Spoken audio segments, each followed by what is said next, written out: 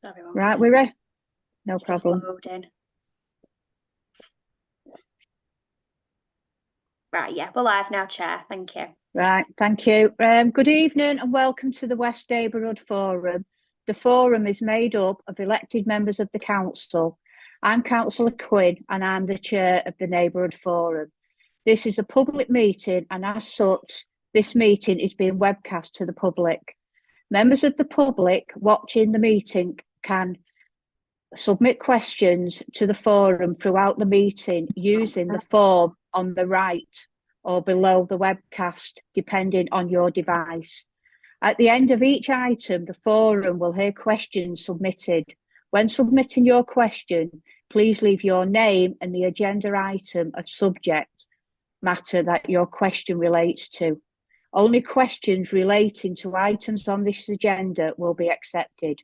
You can find the agenda available to download next to the webcam. The clerk tonight is Natasha Matthews, who will be receiving questions submitted by the public.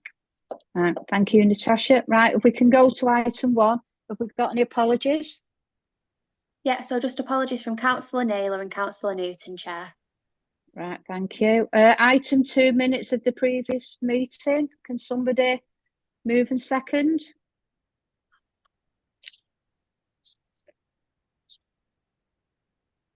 Have we got? Move it. Right, thank you. Item 3 is the budget consultation. I believe that Ashley, you're taking us through that. Thanks, Chair. I'll just quickly share my screen. So I've only got a couple of slides as most members will have seen these, and I will whiz through as quickly as I can for you. So the national landscape is such that we are facing significant challenge. After the autumn statement, the analysis that came out from the Office for Budget Responsibility meant that the locally financed expenditure raised through council tax and business rates will rise 21% nationally over the next 3 years. Councils will have to use reserves of up to 2.3 billion to deliver balanced budgets to 25-26, and that local government spending will fall as a percentage of GDP. In the 18 years from 2000 to 2018, only 2 councils issued a 114 notice, and since 2018 there have been 12 issued, and many other councils have stated that there is only so much resource left in the system. So what does that mean locally? Locally, since 2010-11, Tameside has seen a real terms reductions per dwelling of £700, and per head that's 318. So we've seen a 22.4% reduction in our real term spending power, and that means that if we'd have had the average reduction, we'd be £12.5 million better off. But what it really means is that there's been an over-reliance on locally raised taxes, which passes the financial burden. Key challenges, these are not necessarily unique. We're seeing additional demand for services across the front line, adults, children's, homelessness, seeing fragile markets as well, so it's more difficult to get good quality placements. We're seeing rising complexity of care needs in social care in adults and children's. We're seeing more children needing special educational needs and disability support.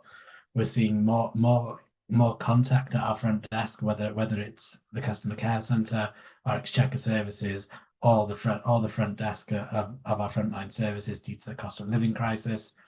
And we're going through a digital transformation journey, which brings its own challenges and demands. So over the year, officers have worked to deliver proposals for budget reductions. You can see them here in summary format by cabinet member. You can see that almost 13 million has been proposed, with the big numbers being in adults, homelessness and inclusivity, children and families, and finance, resources and transformation. This did mean that we were able to present a balanced budget for 24-25 to December Executive Cabinet, which is currently out to consultation. This is where what I'm really interested in. So for members of the public who are listening to this or are watching this back, our budget consultation is live. It remains live until the 2nd of February. We've had 193 responses as at the beginning of this week. I really do want to hear what's being said. Members do really want to hear what's being said, and I would strongly advocate for anybody to continue responding. It is available online on the Big Budget Conversation, and it's available in paper format in any library. So next steps, as I've said, conversation closes 2nd of February, 14th of February, that will be the final report to Cabinet. And on the 27th of February, Cabinet will recommend the budget to Council. And going forward, I intend to do more rolling consultation after Cabinet updates. Intend to come to neighbourhood forums to allow members to give me views, feelings, and what your locality wishes to see prioritised through the budget, and to have greater increased member engagement. And that is a whistle-stop tour through the budget, Chair. Thank you for that, Ashley. Have we got any questions for Ashley? I've got a question, Sue. Turn around here. Me and Anne are Right. here. Right, go on, Barry. Michael Gove has just announced £500 million extra for councils. Are we getting any of that, or is it just going somewhere else? No, it's so he's announced 600 million. 500 million is going to top up the social care grant. So we will see some of that, but they haven't announced how it's going to be allocated. So it will come in, and we will see it rolling through into the budget.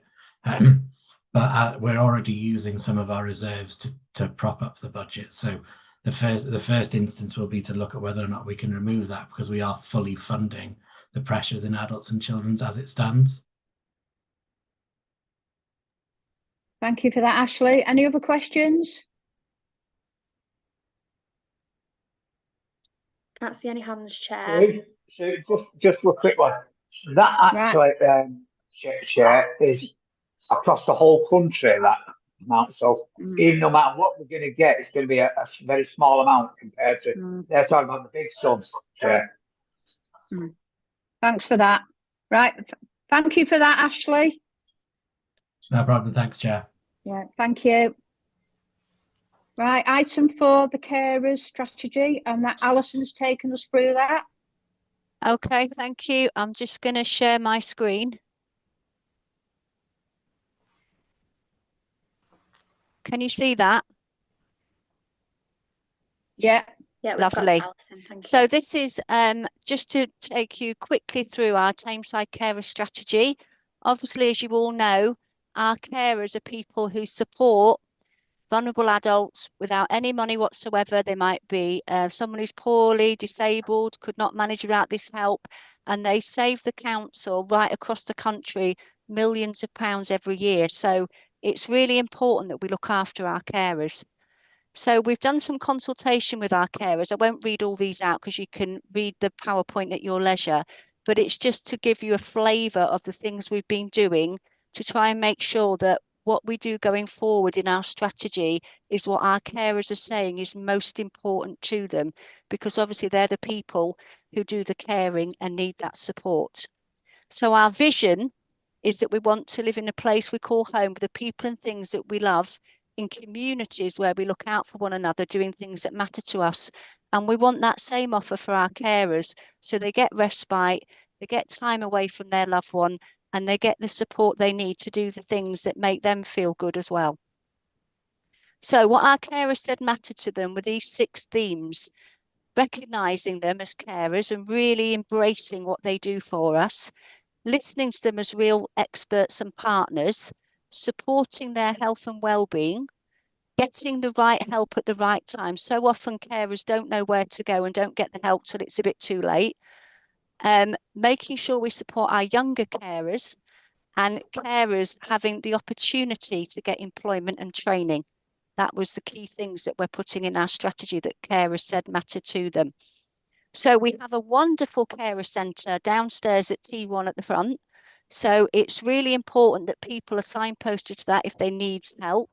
We do one-to-one support, welfare calls, coffee mornings, activities, events, and courses for our carers.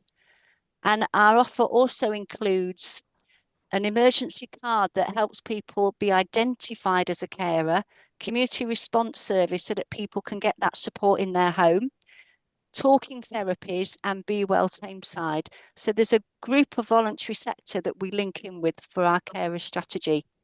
So carers can be referred by partner agencies, services within Tameside, or even themselves. and that's the address of our carer centre so people know where it is. We're also got email address and Facebook if you need to signpost anybody. So our next steps are to deliver this fantastic strategy that our carers have helped us put together, work with our partners, check back with our carers that what we're doing is working well, and feedback annually. And we're launching this in March 24. So we just wanted people to be able to see it before it goes live. Any questions? Any questions for Alison?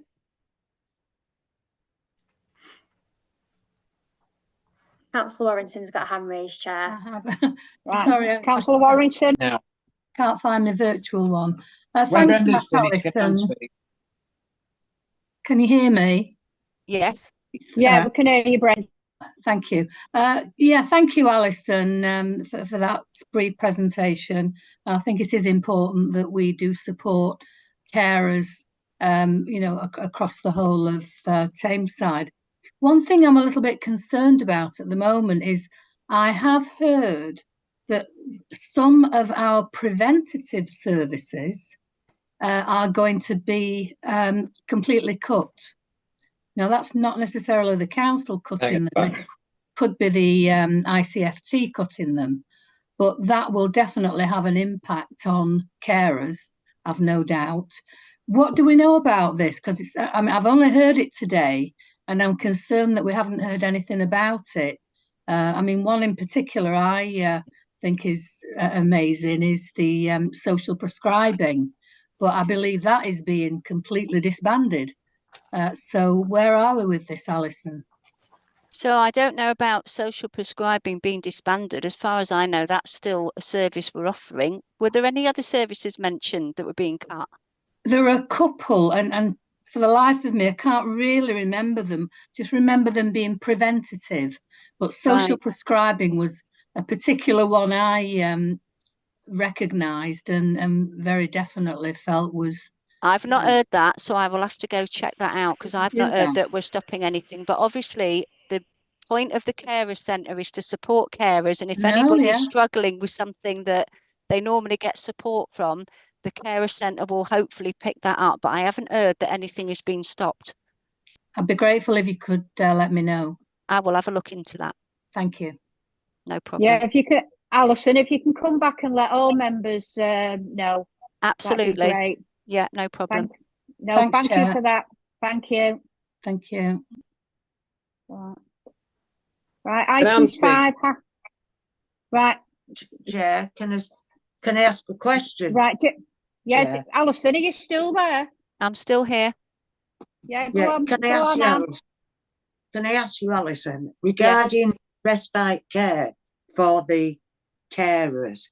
Yes. How much time do they get a year? Because I know they cut back on that a lot. And people who are looking after young people or elder people who need 24-hour care or, you know, maybe less than that, but are carers all the time. How much time do they get off per month or week or year? So it very much depends on the package that you have. People get 28 days respite nights. So in terms of having someone go and stay somewhere else while they get a break, but you could also be getting day services. You could also be getting direct payments. It very much is done need by need basis. So if someone's got high level need, they're likely to get more respite than someone that perhaps hasn't got the same level of need. So it's done case by case, really. So it's very difficult to give an overarching answer. But in the main, people get 28 nights respite a year. But some people get more than that if they've got, you know, a really complex person that they're supporting. But there are other ways of getting respite, like day support, direct payments, shared lives, day support. So it's for people, if they feel they're not getting enough respite, come and talk to the carer centre, and then we will ask a social worker to reassess you and look at what you need. What about holidays? So if you go on holiday, your loved one will go into respite. And they'll go for a fortnight or whatever? Yeah, that's what some people do. Right, yeah. Thank you. You're welcome. Right, thank you for that, Alison. Is there any other questions for Alison? Well, thank you for that report, Alison. You're welcome. Thank you. Right, item 5, how to be a foster carer. Over to you, Gordon. Good evening, councillors and ladies and gentlemen. My name's Gordon Murray. I'm the head of service for the fostering, and I'll just share my screen if you give me a second, if you don't mind.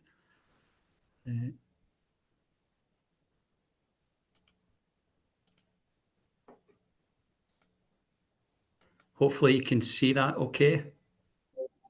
Yeah. Yeah, fine. And from beginning. So yeah, so becoming a foster carer, we've got quite a number of slides which I believe you've been shared with. So I'm going to go through mainly the headline. Obviously welcome to take some questions whenever. So fostering for Tameside. So what is fostering? So fostering for Tameside means you are helping children in your local area, and it's a not-for-profit and locally based carers help keep children close to the existing schools and support systems.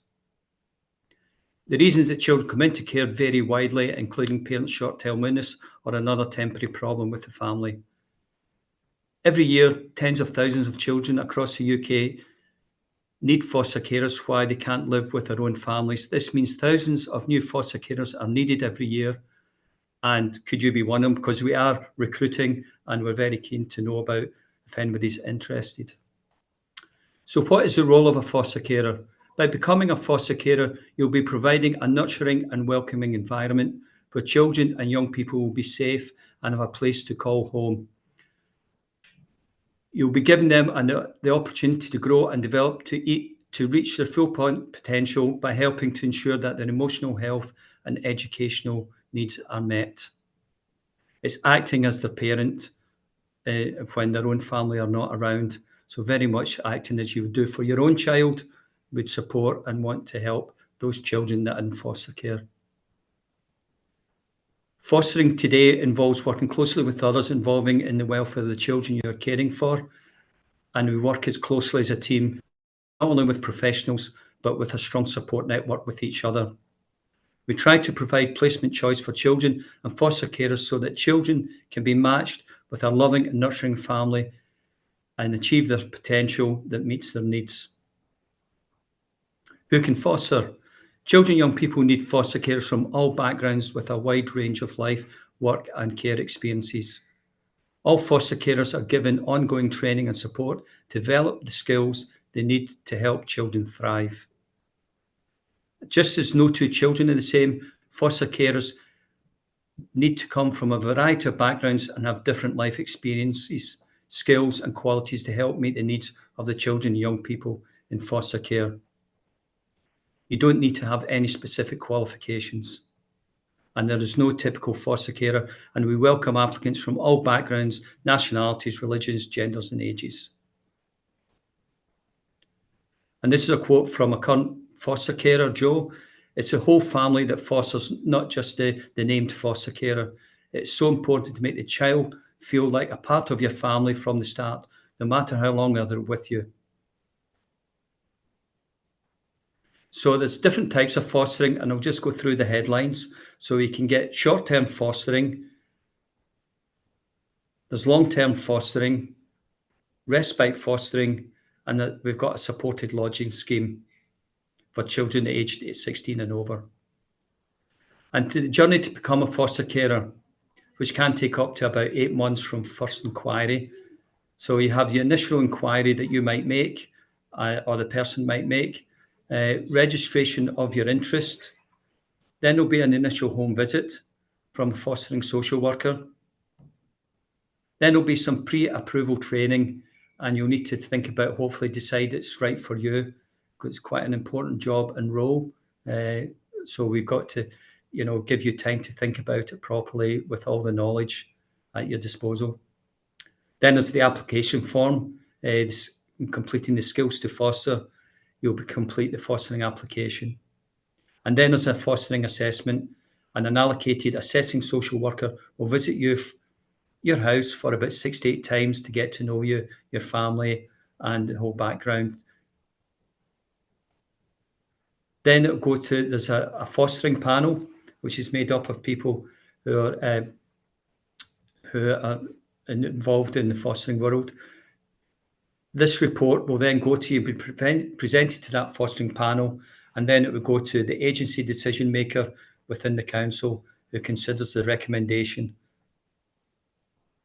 On average, the time can take around 8 months from your first inquiry. But this gives us the time to help you make the right decision for yourself and your family, but also for us to work with you and you become part of, if you like, the family, the foster care family within Thameside. Then once you're approved, then there'll be matching and placement. We'd want to, talk to you so you'd be given a level of what type of children you might be interested in, whether it's babies, young children, or whether it's more at the teenage level. So that's all part of the discussion and assessment. And then what support would you receive? There'll be supervising social workers. We've got a team of them that will support you as a foster carer, or the person as a foster carer, just to support you with that. Just as the child themselves that might be with you would have their own social worker, but this supervising social worker would be there to support you, enable you to do the work and help care for the child.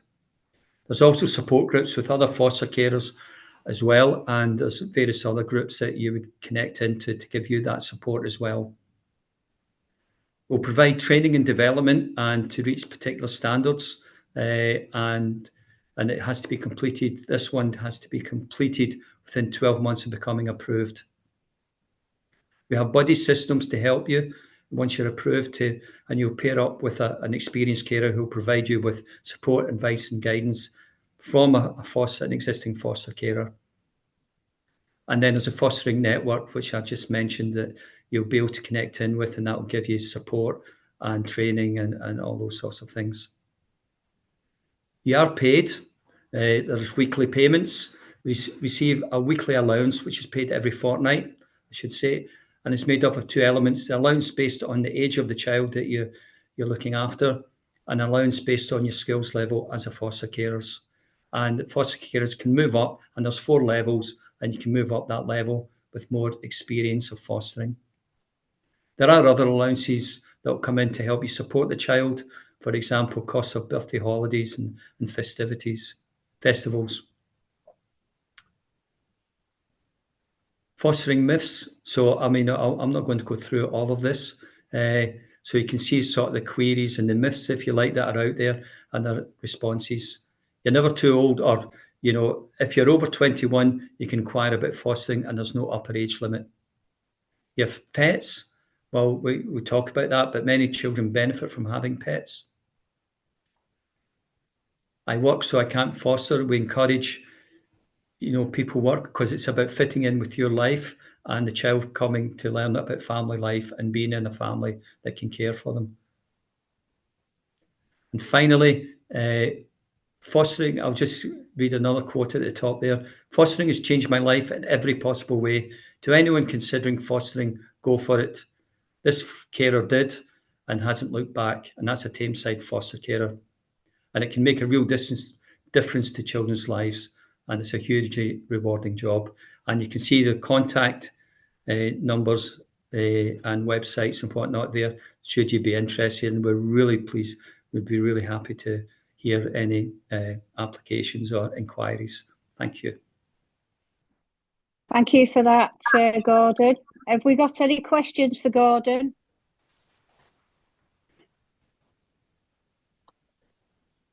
Anybody? Oh, we've got Councillor Martin's got a hand raised, Chair. Right. Councillor Martin. Thanks, Chair. I just wanted to ask what the sort of attendance numbers are like for any foster road shows that we put on, or any sort of events in the borough. And then the second question is, do we have an officer for the marketing of foster recruitment? As I recall, at one of our panel meetings, we were recruiting someone for that role full time. I'm just wondering if you had any more information on that. Yeah, both those things. In terms of, yes, we have a post of a marketing officer, which helps us to do the recruiting. The person left in December, that was in that, and we're currently in the middle of the recruitment process for a new person to come in, and we're keen to get that person in as quickly as possible, because that helps us with the recruitment for foster carers. In terms of road shows, we're looking at and we're trying to develop a schedule.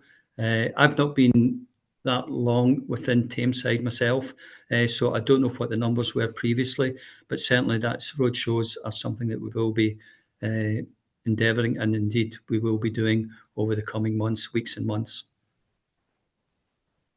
Thank you. Thanks, Gordon. Thank you. Gordon, can I just ask? I know we were short of the foster parents in Tameside. What about the other boroughs? Are they having the same issue as well as us? To be honest, I don't know where they are, but it's I think there's a national rather than regional, but I know there is a national issue concern. I wouldn't go as far as that, but certainly it's a challenge to get foster carers, you know, because it is an important role, and it's going to affect everyone in the family. And we're very keen, and you can see from the quotes, and they're genuine quotes, that once people become foster carers, it is very rewarding, and you meet the children, and you are really helping young children's lives and help them in very difficult circumstances sometimes. So yeah, in terms of recruitment, it is difficult, but that's a national problem, and we want to. And it's not difficult. It's not that there's blocks. I think it's just really people have got busy lives, and with everything going on in their life, how we can persuade and attract people in to be foster carers. But we're open to all conversations and all inquiries, and we'd happily meet with anybody that might be interested. We've got a team of people, as you know, within the council. We're now based at the old Ashton Old Library. We've got the team there, and so we're very keen to hear from people. Right, thank you for that, Gordon. Have we got any other questions for Gordon? Natasha, anybody else? Yeah, sorry, no further questions, Chair. Right, thank you for that report, Gordon. Thank you. Thanks. Good night. Thank you. Night. Good night. Night. Right. Item 6 is the local plan. Kathy, over to you. Good evening. My name's Kathy Bibby, Senior Planning Policy Officer within a small planning policy team. Recently engaged in Places for Everyone and other plans. I'll just share my screen so you can see my presentation.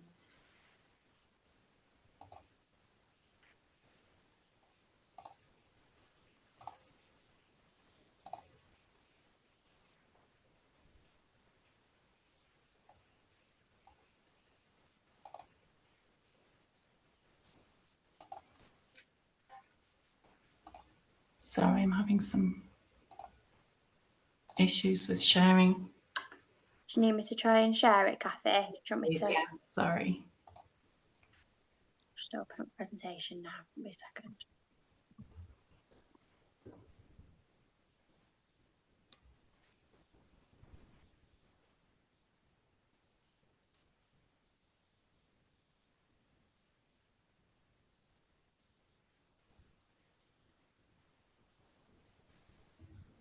Fabulous, thank you. Yeah, so you can just go on to the next slide, it's fine. So I've been invited along tonight to just bring you up to date on the local plan process and where we're up to, and looking for any opportunities for community member engagement during that process. And introduce you to the new local plan, Home Spaces Places, which some of you may already be familiar with. So if you go on to the next slide, please. So why do we need to make a plan? Well, obviously it's a legal requirement set out in primary legislation. It sets the framework for development for the borough. It is used obviously as a framework for making important decisions on planning applications. It ultimately is independently examined, so we need it to be based on up-to-date evidence, and the final test that the inspectors will look at is the plan sound. So if you could go on to the next slide, please. Can I just interrupt? Sorry, Natasha. Councillor Cooney's trying to get back in. Can you let him in? Yeah, of course, sorry. I'm sharing this, that's why I couldn't see, sorry. Right, sorry about that, Kathy. It's okay. Give me a second.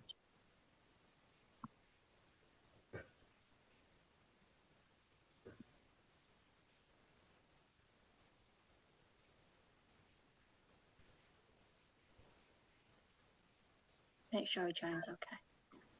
Yeah, there we go. Right, I'll just carry on sharing. So many of you may already know this, but what does a local plan cover? It covers a range of topics where the location of development for housing, employment, we might have policies on affordable housing. It encourages good design. We can have policies on that. The future role of town centres, but it also highlights the assets that we want to protect, such as green spaces, heritage assets, and so on. If you could just have the next slide, please. In terms of timetable, we have to legally set that out in what's called a local development scheme. The last one was published in July 2023, and you can access that on the council's website. If you'd like to move on to the next slide, please. So what is the adopted plan? Again, many of you be aware, it's not just one plan, it's three. It's the UDP, along with the joint waste and minerals plan. Can you go on to the next slide? And our LDS also sets out that places for everyone, which is currently in examination, will be part of our new plan.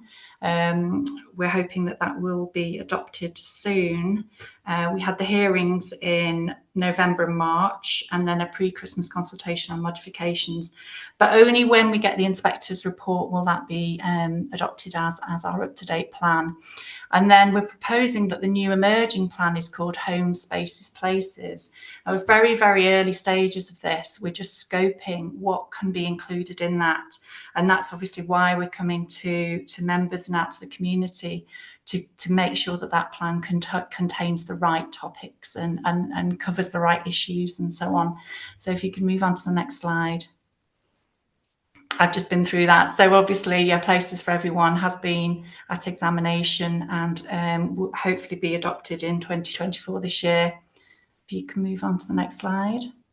Yeah, so just as I said, the last consultation got 177 responses, and we're hoping it'll move to adoption, but we're just at the moment waiting for the inspector's report. Next slide. So what can we put in Home Spaces Places? Well, basically, it will provide policies to basically replace the UDP, the remaining elements of the UDP that haven't been covered by PFE. So at the moment, we're just at very early stage. We did a consultation on what's called the integrated assessment, which is the background to sort of baseline position that we're in at the moment. And we're going out and we're scoping what can be included in the plan. Next slide, please. As I've just said, we went to the PEN network to do some workshops with them.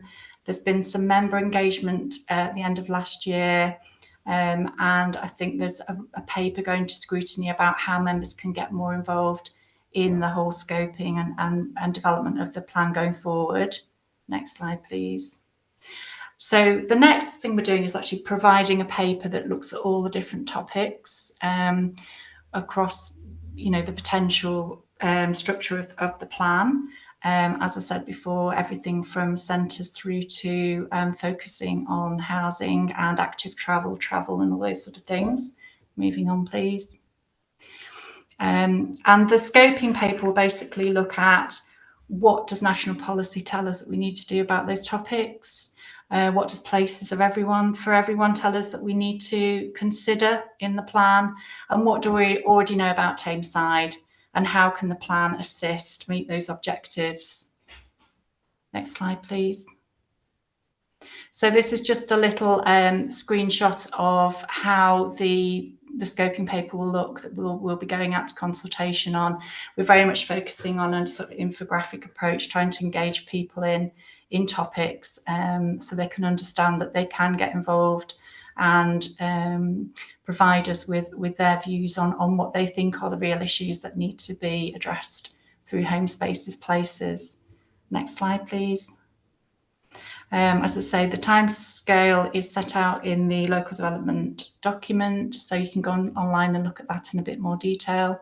But obviously, if you can go on to the next slide, there are some 2024 we're not sure what's ahead. We've just had a change to NPPF. There might be a change in government. There's certain things that obviously we will have to manage along the way. But I think the key message is that there needs to be engagement and people need to get involved. And we're hoping through the sort of our approach that does happen. So that's it. If anyone's got any questions? Any questions? You can go to those websites to look at those documents as well. Right, thank you. Have we got any questions from anybody? Can't see any hands raised, Chair. There's no one in the inbox either, so. Right, thank you for that report, Kathy. I'm sure members will go on and take a look, because there's some interesting times ahead of us. So thank you for that report.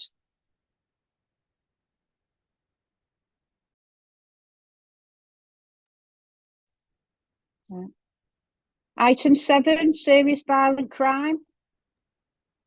Thank you, Chair, and I'll be covering that one. So yeah, evening everybody. For anyone that doesn't know me, I'm James Malley and I'm the Assistant Director of Public Health at the Council.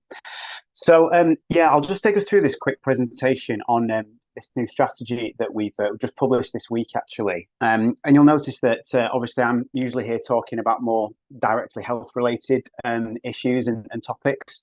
But obviously I'm here talking about serious violence this evening and our new strategy. And that's deliberately sat with us in public health due to the approach that we're taking, really considering this as a public health issue and something that we want to tackle in the longer term, really. So as I said, the full strategy document has been included in the agenda and has been published on the council's website this week. What I'll do just now is take us through a very brief overview of what that strategy includes and how we've done this work. So this serious violence strategy for Tameside specifically, it's been developed because there's a new national duty and a national requirement around serious violence. So that sets out that key partners in all local areas need to work together to plan around how we'll prevent and reduce serious violence for our areas, so for Tameside. So the duty requires, I've put on this slide, what we call the specified authorities. So that's that list there of particular organisations in the borough who have the responsibility to put this plan in place and deliver on it. Now in Tameside, all of these organisations are represented on our Community Safety Partnership, which many of you will be familiar with, and put the structure there on the right hand side just to show all the different groups and meetings that surround that, to show where all this work will sit, to show that there really is a lot of drive behind delivering on this. So this new duty nationally has been put in place to respond to some of the increases in serious violent crime that we have seen nationally, and it really is about recognising the really severe impact that has on the victims and everyone affected by those incidents. And the duty itself, it also recognises some of those root causes around some of these issues. So it's not just about the crime that happens, but it's really linked to some of those broader issues that we experience in Tameside as well. So things like deprivation and poverty that affect our communities. And what the duty itself that the government have set out encourages is a public health approach. And as I mentioned, that's something that we're leading on. And that's all about taking that longer term approach and considering those root causes of some of the challenges we see, and really basing that on evidence and making sure we're really considering what steps we need to take to tackle that in the longer term. In Greater Manchester, so we're working with our partners across Greater Manchester, and there's already quite established work to tackle serious violence.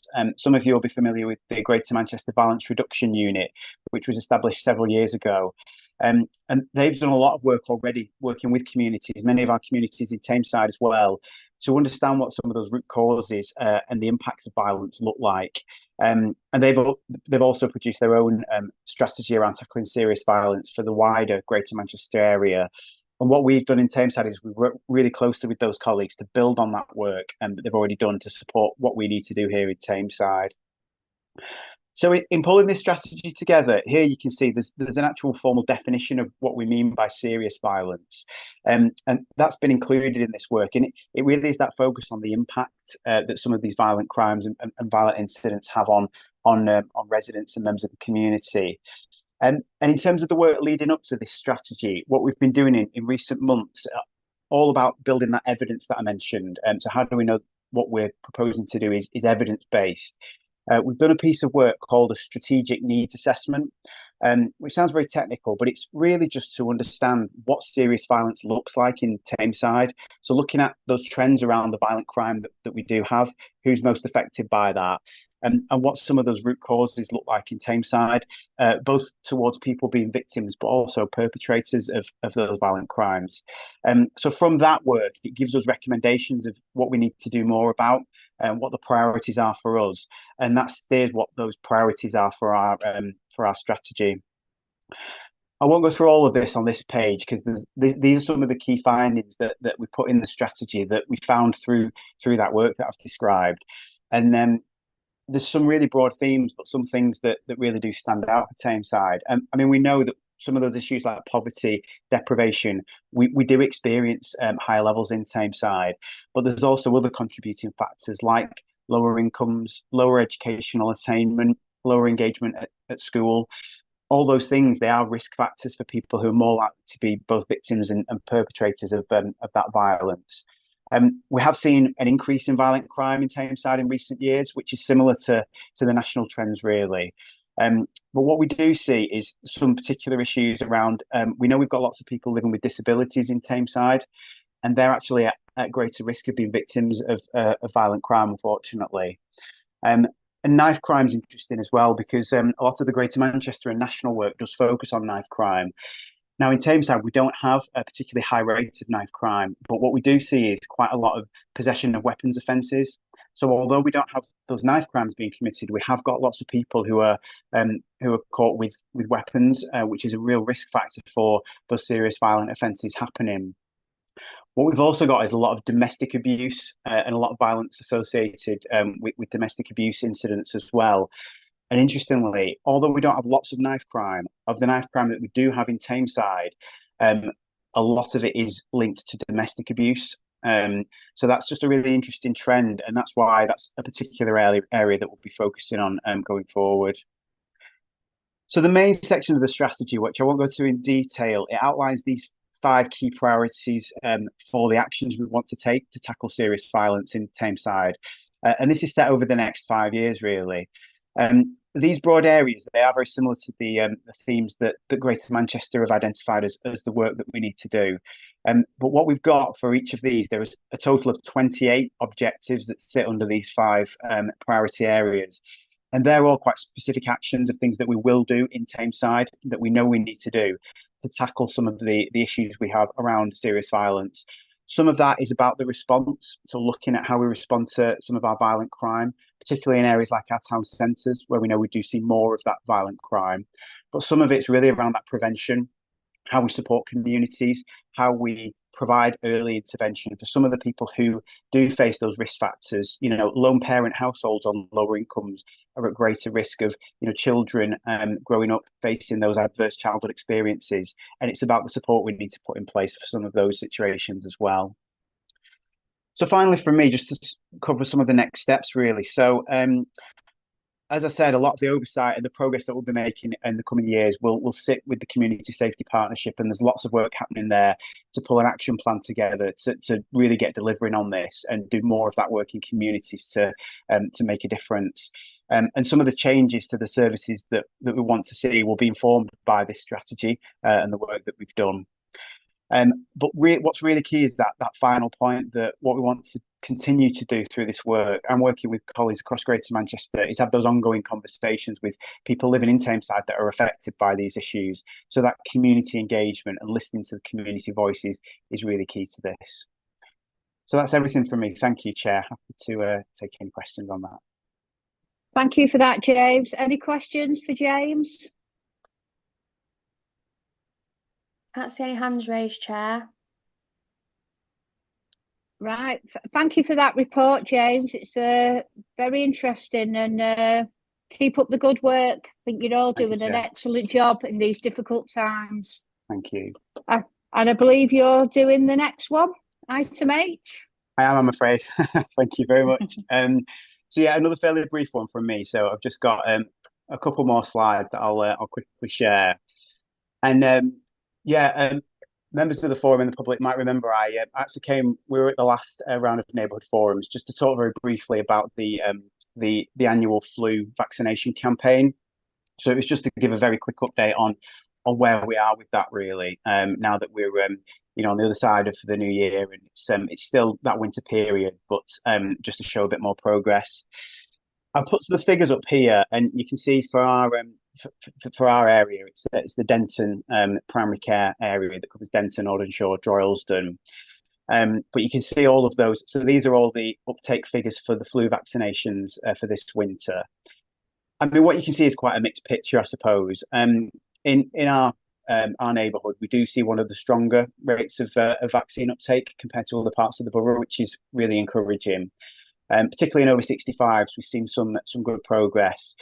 You can see, though, there are some groups where we still struggle to get good uptake. I think particularly looking at pregnant women who are eligible, some of our carers and some of those younger groups, the toddlers, 2 and 3 year olds.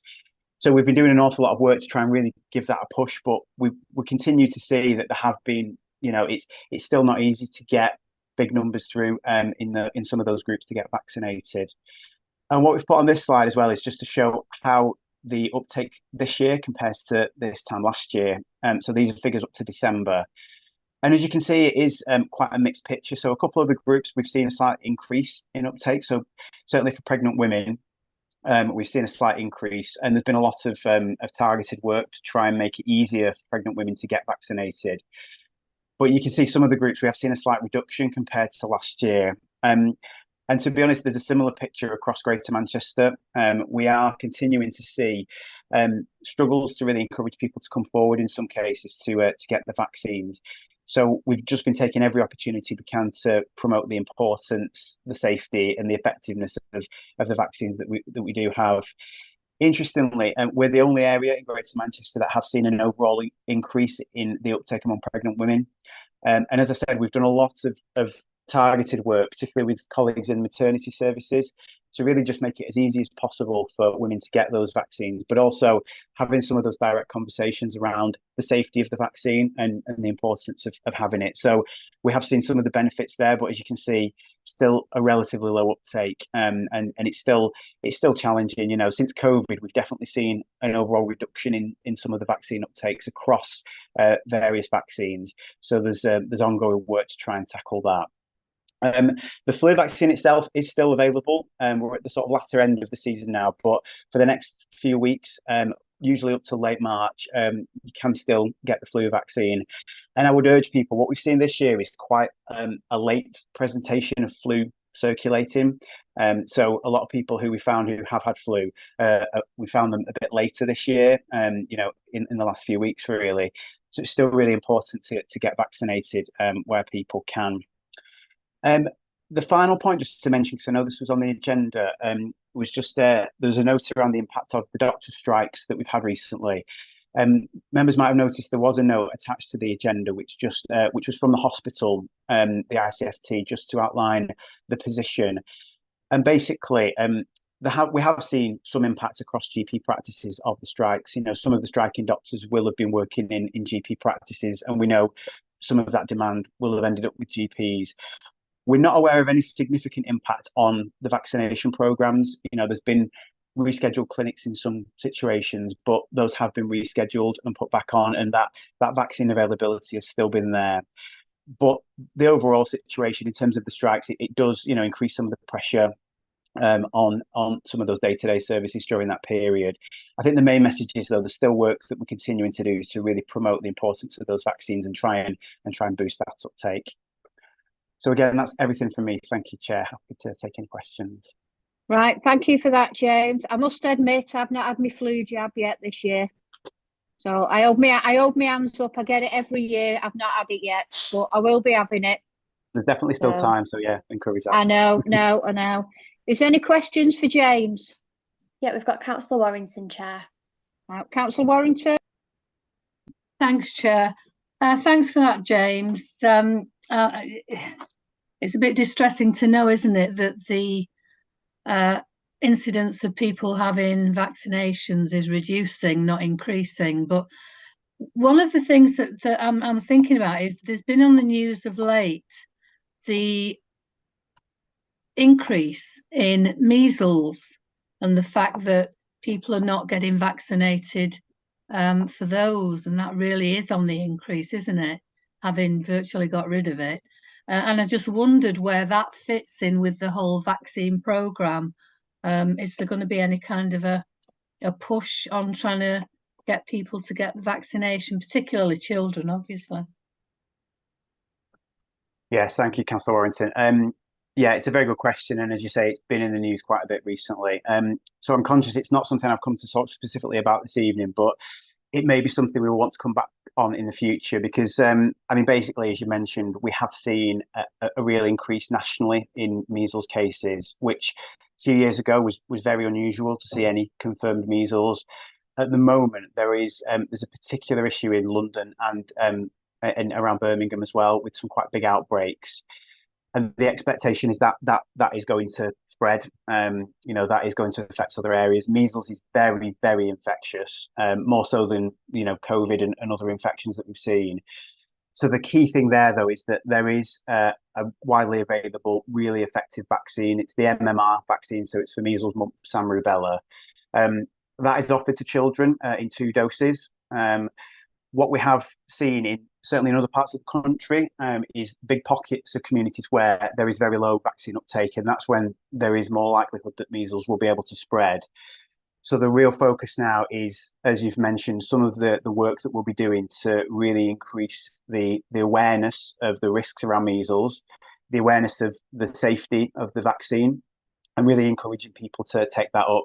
So we have this week actually been doing some work with our colleagues in primary care to look at what more we need to do. I wouldn't say it's as much of an issue for us in Tameside in terms of the really low rates of vaccine uptake compared to other parts of the country, but we will still have pockets where we've got certain parts of the borough or certain people who aren't vaccinated. So what we're looking at now is just some of the communications to get out there around the importance of getting vaccinated, and also looking at how we put the capacity in place to make sure there's plenty of availability. It is via GP to be able to get vaccinated. It's mainly looking at those kids that haven't maybe had the doses they need, but there are adults affected by that as well. So particularly younger adults in the 20s and 30s who may not have had the MMR when they were younger. Really important that if they're not sure, they're sort of checking that, contacting their GPs as well if they feel they may need catch-up immunisation.